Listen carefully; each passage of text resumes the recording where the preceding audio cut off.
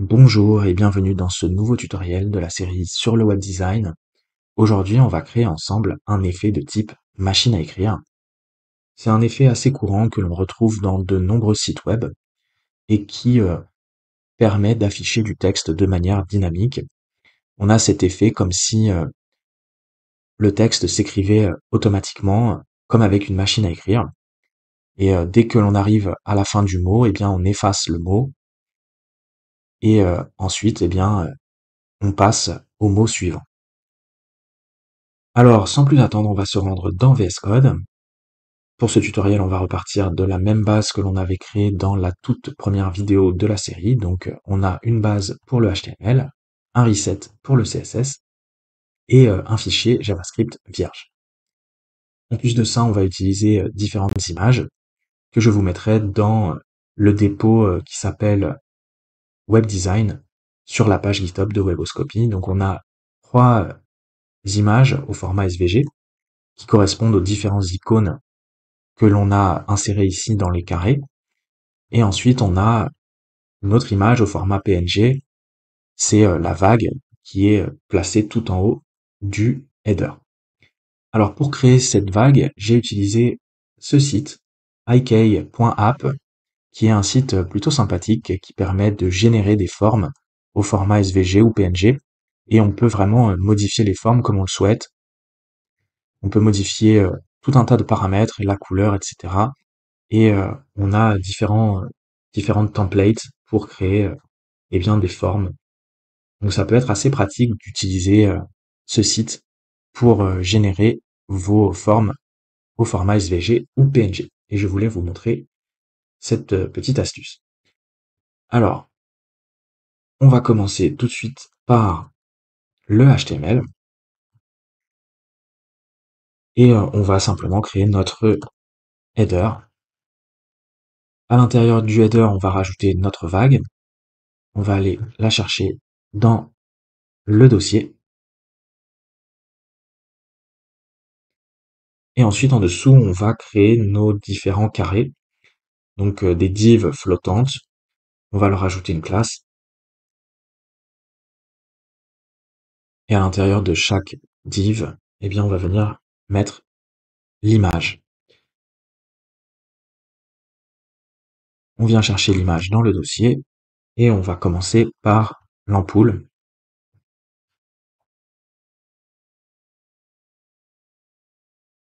Ensuite, on va pouvoir copier cette première div flottante et on va juste changer ici l'image.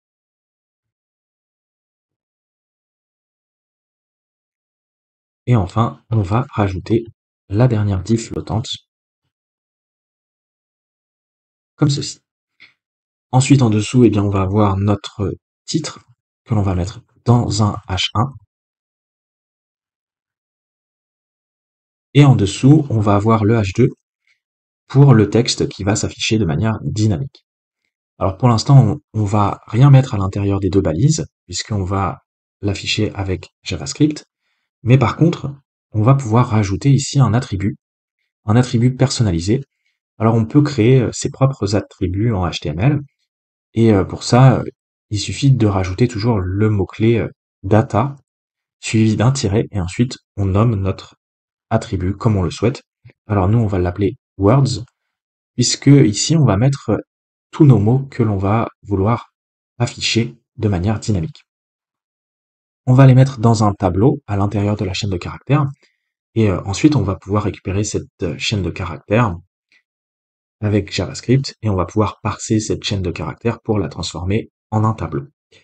Donc ici, on va renseigner les différents mots. On va avoir seulement 3 mots, comme ceci. Et on va pouvoir lancer notre fichier avec Live Server pour l'afficher dans le navigateur. Et voilà ce que l'on obtient pour l'instant. Alors c'est parti pour le CSS. On va se rendre dans la feuille de style et on va commencer par le header. On va faire en sorte que le header prenne toute la hauteur de la page. Donc on va mettre 100% du viewport height en hauteur, et on va faire pareil en largeur. 100% du viewport width. On va également changer la famille de police, et on va vouloir centrer tous les éléments qui se trouvent à l'intérieur du header. Donc pour ça, on va mettre un display flex. Par défaut, on a une orientation en ligne.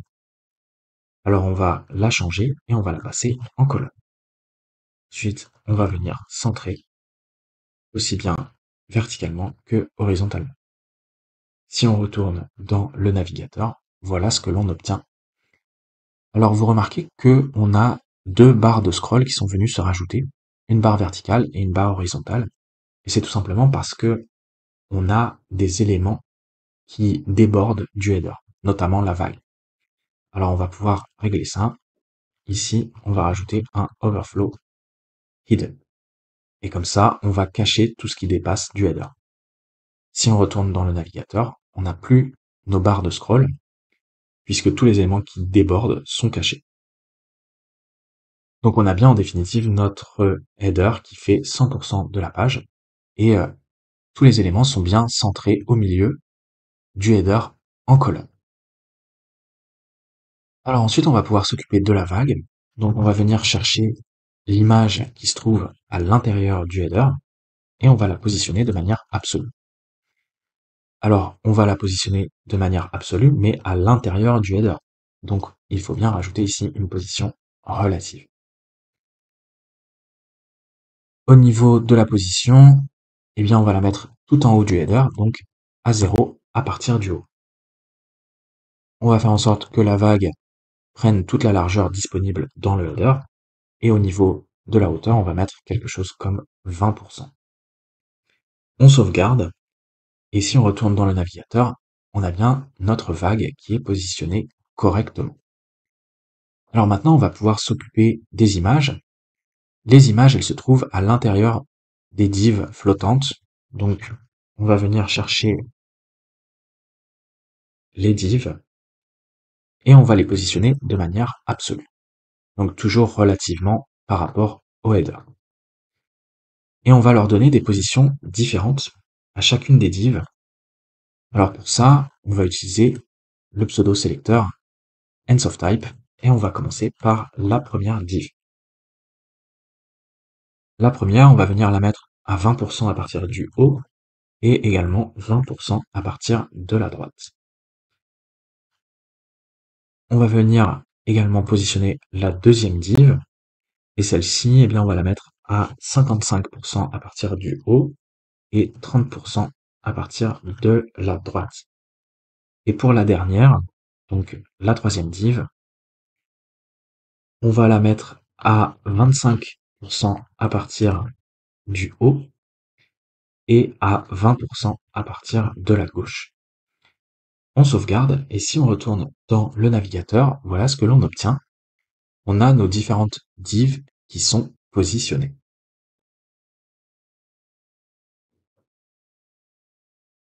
Alors ensuite, ce que l'on pourrait faire, eh bien, c'est créer des carrés pour chacune des divs qui contient une image.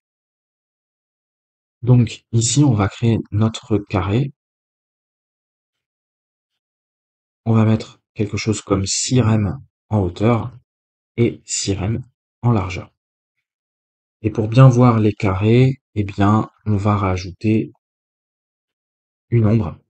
On va mettre 0 pixels en offset X, 19 pixels en Y, 60 pixels pour le flou, et on va mettre du noir au niveau de la couleur avec 8% en opacité. Si on retourne dans le navigateur, alors voilà ce que l'on obtient, on a nos carrés qui s'affichent, mais le problème c'est que les images dépassent des divs flottantes, donc des différents carrés. Alors pour ça, on va juste ici, ou plutôt en dessous, on va aller chercher les images qui se trouvent à l'intérieur, et on va faire en sorte qu'elles prennent toute la place disponible dans le carré, comme ceci. Si on retourne dans le navigateur, cette fois-ci on a bien nos images qui sont insérées à l'intérieur des carrés. Alors on va pouvoir ajouter quelques propriétés sur les carrés, donc on va mettre un border radius pour arrondir un peu les angles. On va mettre 17 pixels, on va rajouter un peu de padding, également un rem. Et pour être sûr que les images soient bien centrées, eh bien, on pourra rajouter ici un display flex et à nouveau centrer les éléments à l'intérieur du carré. On sauvegarde et si on retourne dans le navigateur, voilà ce que l'on obtient pour nos 3 divs flottantes avec les images à l'intérieur. Tout a l'air bien positionné correctement. Alors maintenant, on va pouvoir s'occuper du texte. Donc on va se mettre en dessous et on va aller chercher le H1. On va changer l'épaisseur, on va mettre du gras. La taille, on va mettre 3 rem. Et on va venir créer ici un dégradé. Alors pour ça, on va utiliser la propriété background et ici linear gradient pour créer un dégradé. On va mettre une orientation à 45 degrés. Et ensuite, eh bien, on va mettre nos différentes couleurs. Donc, on va avoir une première couleur RGB, comme ceci. Et celle-ci, eh bien, elle va aller à partir de 0%. Et ensuite, on va avoir notre deuxième couleur, une autre nuance de bleu.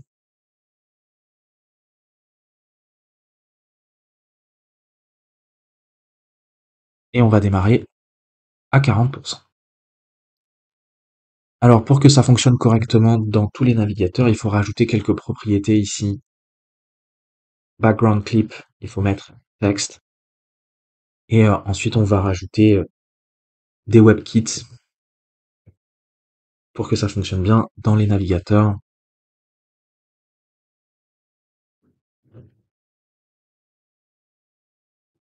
Le premier c'est WebKit Background Clip. Et à nouveau on met texte. Et le deuxième c'est WebKit Text Fill Color que l'on va mettre à transparent. Donc c'est des WebKits qu'il faut rajouter pour que ça fonctionne dans tous les navigateurs et que le dégradé s'affiche correctement. Alors on peut déjà regarder ce que l'on obtient pour notre texte. Et voilà ce que l'on a pour le H1.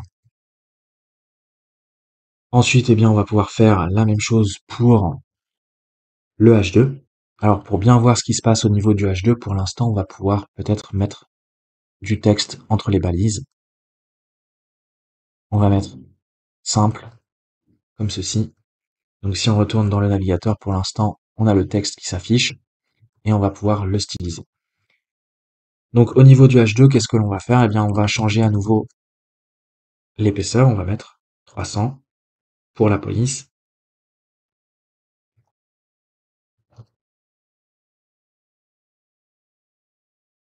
La taille, on va mettre 4 m.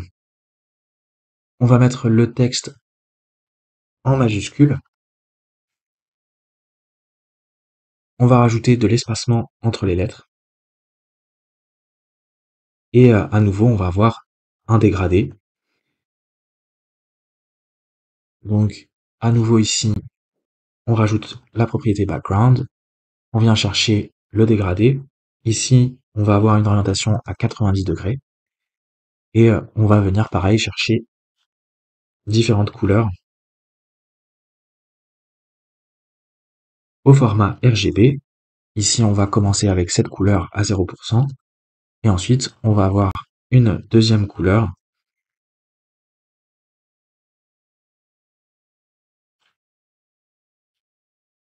à 100%. Et à nouveau, pour que ça fonctionne, eh bien, il nous faut ces trois propriétés. La propriété background clip et les deux WebKits pour des questions de compatibilité avec les différents navigateurs. Si on revient dans notre navigateur, eh bien voilà ce que l'on obtient pour le H2. Alors en version mobile, eh bien ce que l'on pourrait faire simplement, c'est se débarrasser des divs flottantes. Donc on va juste ici, pour la version mobile, et bien simplement rajouter un breakpoint à 768 pixels. On va venir chercher les divs flottantes et en version mobile, on va mettre none. Et comme ça, on affichera uniquement le texte, comme ceci. Et maintenant, eh bien, on va pouvoir s'occuper du JavaScript pour créer l'animation. On va retourner dans VS Code. Et avant d'aller dans le fichier JavaScript, on va faire un détour par le HTML pour supprimer le texte que l'on avait rajouté et qui nous a permis simplement de styliser le H2, puisque à partir de maintenant, on va rajouter du texte à l'intérieur du H2 de manière dynamique en utilisant la liste de mots qui se trouve à l'intérieur de notre attribut data words. On va récupérer cette liste de mots dans le JavaScript. On va d'abord récupérer le H2. Et à partir du H2, on va pouvoir récupérer la liste des mots. Pour ça, on a une méthode getAttribute sur l'élément. Et ici, il va falloir renseigner le nom de notre attribut, donc dataWords. Et grâce à cette méthode, eh bien, on va récupérer la valeur associée à notre attribut dataWords. Alors le problème, c'est que la valeur que l'on va récupérer, eh bien, ça va être cette chaîne de caractères. Et donc il va falloir convertir la chaîne de caractères en un tableau.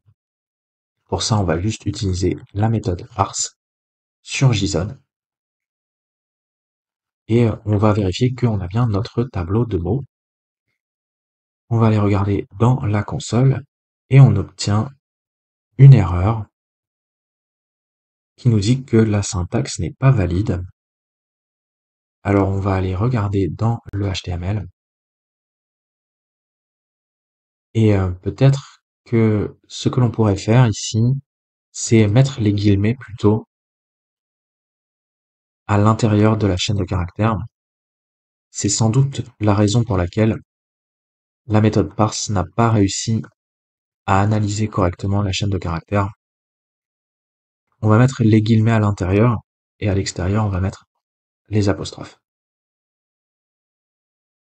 On retourne dans le navigateur, on rafraîchit la page et cette fois-ci, on a bien le tableau avec les différents mots. On va pouvoir utiliser ce tableau. On va créer ici une application. Et contrairement à d'habitude, cette fois-ci, on va utiliser un objet, mais non pas une fonction, puisqu'on va devoir utiliser différentes propriétés. Par contre, comme d'habitude, on va bien avoir une méthode init que l'on va déclencher au lancement de l'application.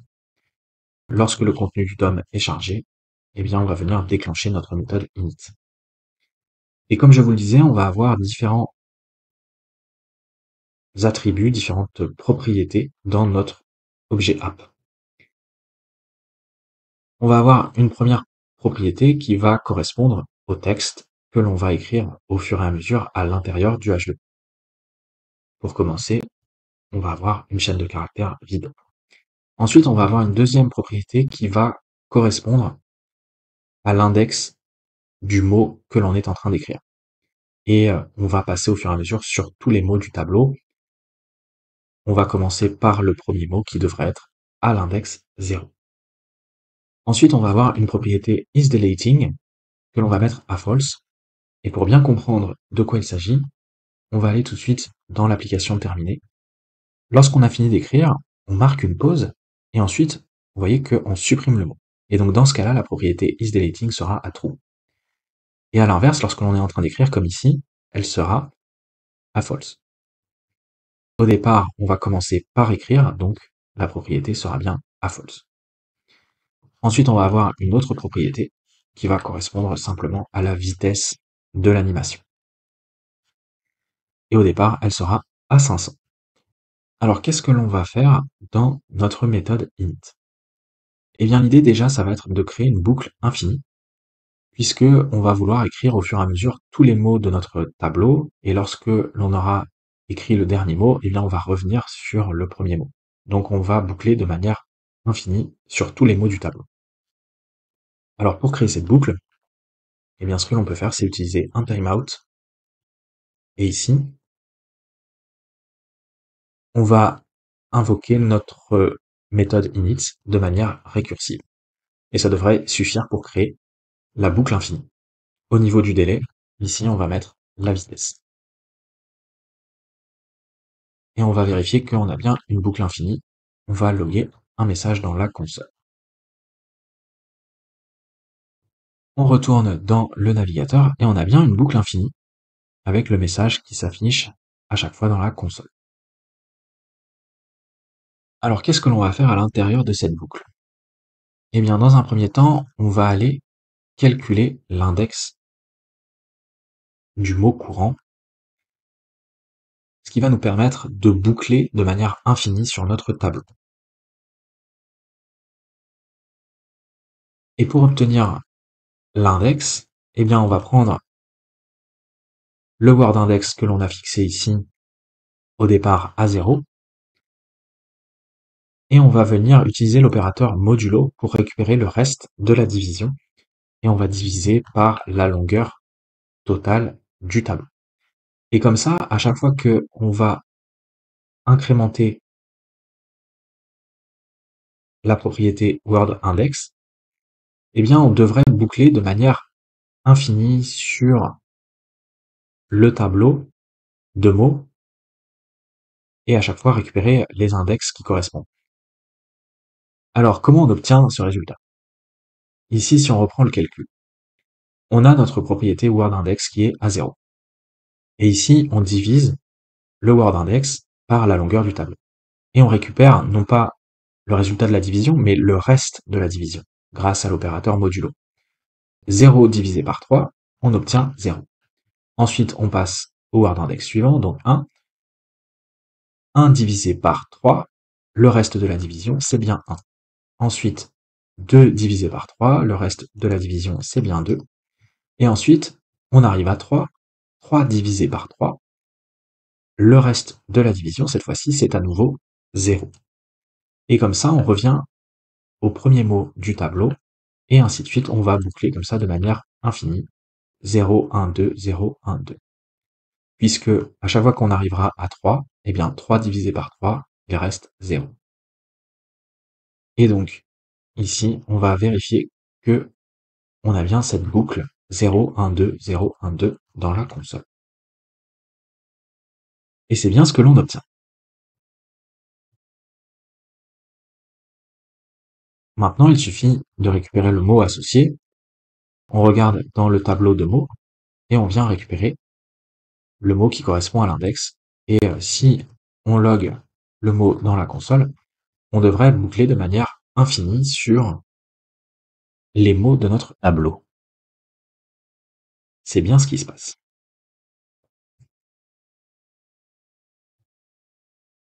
Alors, qu'est-ce que l'on va faire maintenant? Eh bien, on ne va pas incrémenter tout de suite notre index, on le fera plus tard de manière conditionnelle. Pour l'instant, on va aller regarder si on est en train de supprimer. On va avoir donc deux cas, soit on est en train de supprimer, soit on est en train d'écrire. Donc lorsque l'on est dans la clause else, on est en train d'écrire. Et qu'est-ce que l'on va faire lorsque l'on est en train d'écrire? Eh bien, on va venir réassigner la valeur de notre texte. On va prendre le mot courant que l'on a récupéré ici. Et on va, à partir du mot courant, eh bien, créer une sous-chaîne de caractères. On va commencer à 0. Et on va récupérer la longueur du texte actuel. Donc pour l'instant, c'est une chaîne de caractères vide. Et on va rajouter une lettre. Et donc comme ça, on écrit la première lettre. Et lorsque l'on va passer à nouveau dans la boucle, eh bien ici, au niveau du texte, il y aura une lettre. Et donc, cette fois-ci, la sous-chaîne de caractères aura deux lettres. Et c'est comme ça que, au fur et à mesure, on va écrire toutes les lettres du mot. Alors, à l'inverse, lorsque l'on est en train de supprimer, eh bien, ce qu'il faut faire, c'est non pas rajouter une lettre, mais bien supprimer une lettre. Donc, on met -1. Et ici, on va vérifier qu'on écrit bien le mot au niveau de notre texte. On retourne dans le navigateur et vous voyez qu'au fur et à mesure, on rajoute bien à chaque fois une lettre dans notre mot. Et alors, bien sûr, il va falloir à un moment donné passer au mot suivant, mais d'abord, on va aller regarder à nouveau si on est en train de supprimer. Et si on est en train de supprimer, eh bien, on va changer la vitesse de l'animation pour que la suppression se fasse plus rapidement. Donc, on va réassigner la valeur de la vitesse et à chaque fois, on va diviser par 2. Et ensuite, eh bien, on va rajouter deux conditions.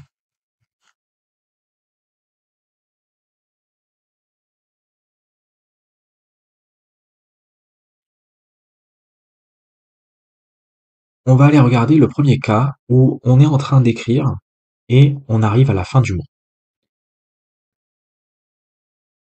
Si on est en train d'écrire, ça veut dire que app is deleting est à false. Et pour voir si on arrive à la fin du mot, eh bien, on regarde la valeur du texte et on regarde si elle est égale au mot courant. Et donc, dans ce cas, on est en train d'écrire et on est arrivé à la fin du mot. Donc, si on est en train d'écrire et qu'on est arrivé à la fin du mot, eh bien, ce que l'on va faire, c'est marquer une pause. Donc, on change la vitesse de l'animation. On va marquer une pause de 3 secondes. Et instantanément, on va switcher et on va passer en mode suppression. Autrement, eh bien, on va avoir la condition presque inverse. Donc, on va aller regarder si on est en train de supprimer. Et en même temps, eh bien, on va aller regarder si on a supprimé toutes les lettres. Si on est revenu à une chaîne de caractères vide. Dans ce cas-là, ça veut dire qu'on a terminé la suppression du mot. Si on a terminé la suppression du mot, eh bien, il va falloir passer au mot suivant. Ici, on va venir incrémenter notre word index. En même temps, eh bien, on va repasser isDeleting à false pour pouvoir écrire. Et on va remettre la vitesse à 500. Pour que tout fonctionne correctement, il suffit juste, eh bien, d'insérer notre texte à l'intérieur du H2. Ici, on va utiliser plutôt innerText et on va venir insérer à chaque fois, eh bien, le texte à l'intérieur du H2. On sauvegarde et si on revient dans le navigateur, vous voyez que l'animation fonctionne correctement. Donc ici, on est en train de supprimer. Alors, vous voyez qu'on a un petit problème au niveau de l'affichage, puisque lorsque l'on arrive à une chaîne de caractères vide, eh bien, il n'y a plus d'espace et donc le texte du H1 vient se mettre en dessous. Donc on pourrait régler ce problème au niveau du CSS. Ici, pour le H2, on va lui mettre une hauteur minimale et on va dire 15% par exemple. Et ça devrait solutionner le problème. Donc lorsque on arrive à la suppression du mot, vous voyez que le H2 garde une hauteur minimale et donc le H1 ne vient pas se mettre en dessous. Et voilà, c'est à peu près tout ce que je voulais vous montrer pour ce tutoriel sur l'effet machine à écrire. J'espère que ça vous aura plu et je vous dis à très bientôt pour la suite de la série sur le web design.